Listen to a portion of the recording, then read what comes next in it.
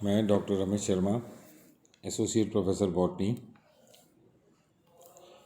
Government college Kotputli. आज हम mycoplasma की बात करेंगे। माइकोप्लाज्मा जो है वो आकार की दृष्टि से बहुत सूक्ष्म इकाई होती हैं, जिनको कि साधारण सूक्ष्मदर्शी की सहायता से अध्ययन नहीं किया जा सकता। तो इसलिए ऐसे जो जीव होते हैं उनको सूक्ष्म जीव या माइक्रोब्स या माइक्रो ऑर्गेनिज्म कहा जाता है।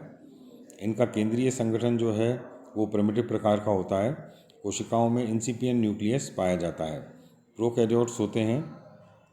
इस प्रकार के जो सूक्ष्म जीवी हैं इनमें एक कोशिकीय प्रोकैरियोटिक सूक्ष्म जीव जैसे माइकोप्लाज्मा, वायरस, बैक्टीरियोफेज, साइनोबैक्टीरिया, जीवाणुओं को सम्मिलित किया जाता है। माइकोप्लाज्मा जो है वो जीवाणुओं से भी छोटे आकार के ऑर्गेनिज्म होते हैं।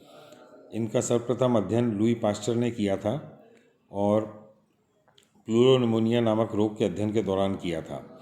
उनके अनुसार यह पशु रोग माइकोप्लाज्मा के संक्रमण के द्वारा होता है, परंतु वे माइकोप्लाज्मा को आइसोलेट नहीं कर पाए और कृत्रिम जो मीडिया होता है उसमें इसका कल्चर करने में भी असमर्थ रहे। बाद में दो फ्रांसीसी वैज्ञानिक थे, नोकार्ड और रॉक्स।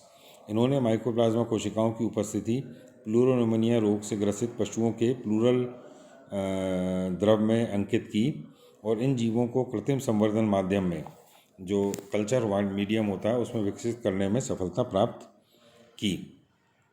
उनके अध्ययन के अनुसार कार्बन की बहुलता वाले संवर्धन माध्यम में माइकोप्लाज्मा की वृद्धि सफलतापूर्वक होती है।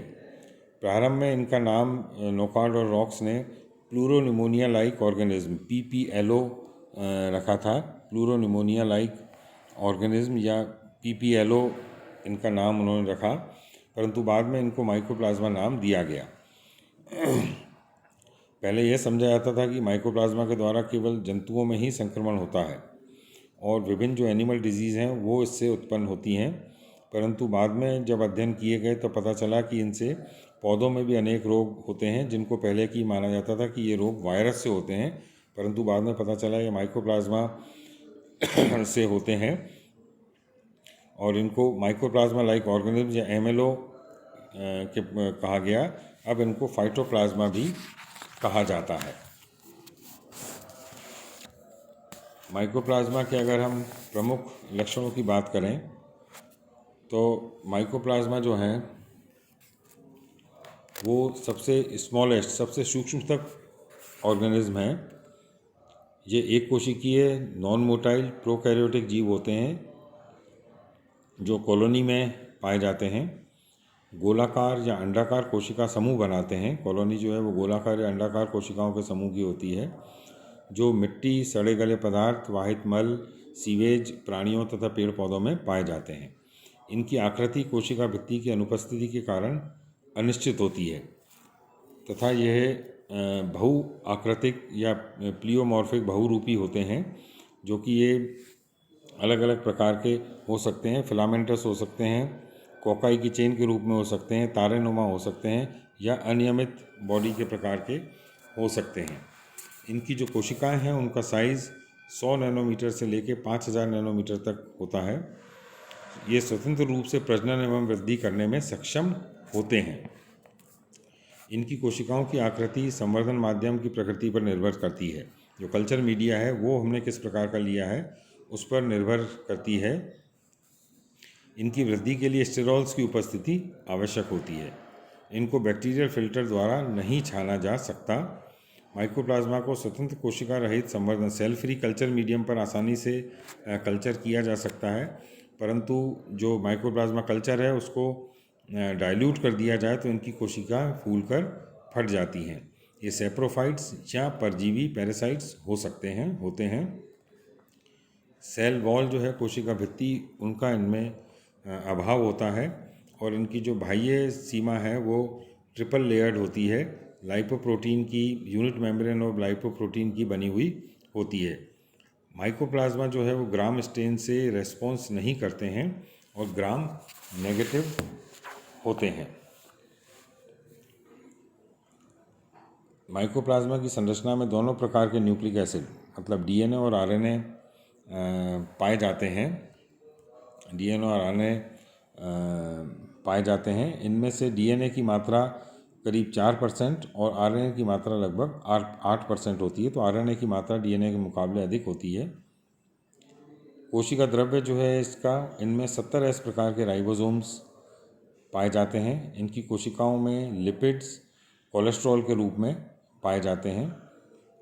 माइकोप्लाज्मा किसी भी एंजाइम के प्रति सेंसिटिव नहीं होते हैं क्योंकि इनमें कोशिका भित्ति का अभाव होता है। अतः कोशिका भित्ति पर क्रिया करने वाले जो एंटीबायोटिक हैं, जो ड्रग्स हैं, एंटीबायोटिक औषधियाँ जैसे पेनिसिलिन, वैंकोमाइसिन, सेफेलोरिडीन इत्यादि का इन पर कोई भी प्रभाव नहीं पड़ता है। इनकी जो कोशिका है उस पर मेटाबॉलिक एक्टिविटीज़ को प्रभावित करने वाले एंटीबायोटिक पदार्थ जैसे टेट्रासाइक्लिन, क्लोरोफेनिकोल इत्यादि का घातक प्रभाव होता है।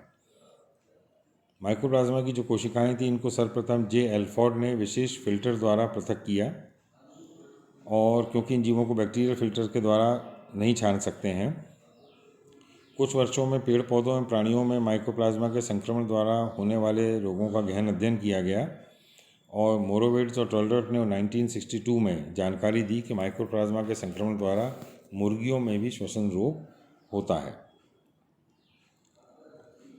जापानी पादप रोग विज्ञानी थे डोई और उनके साथी। उनके अनुसार अनेक पादप रोग जैसे कि एस्टर का येलो डिजीज़ है, वो माइकोप्लाज्मा जैसे ऑर्गेनिज्म एमएलओज के द्वारा होता है। माइकोप्लाज्मा जनित रोग प्राय टेम्परेट और ट्रॉपिकल क्षेत्रों में पौधों में देखे जाते हैं। माइकोप्लाज्मा के द्वारा ट्रॉपिकल क्रॉप्स जैसे कपास, आलू, धान, मक्का इनमें रोग का संक्रमण अधिक होता है। रोगग्रसित पौधों में माइकोप्लाज्मा कोशिकाएं रोगाणुओं के रूप में पौधों के फ्लोएम की चालनी कोशिकाओं और पैरेन्काइमा कोशिकाओं में पाई जाती हैं। माइकोप्लाज्मा की उपस्थिति विभिन्न प्रकार की सजीव कोशिकाओं में भी पाई गई है। यह कीटों, अन्य प्राणियों एवं मनुष्यों की लार ग्रंथियों में रहते हैं। इसके अतिरिक्त आवृतबीजी पौधों के पुष्पों की मकरंद ग्रंथियों, नेक्टर ग्लैंड जो होती हैं, और जीन हरित ओल जो क्लोरोप्लास्ट हैं, उनमें भी माइकोप्लाज्मा पाया जाता है।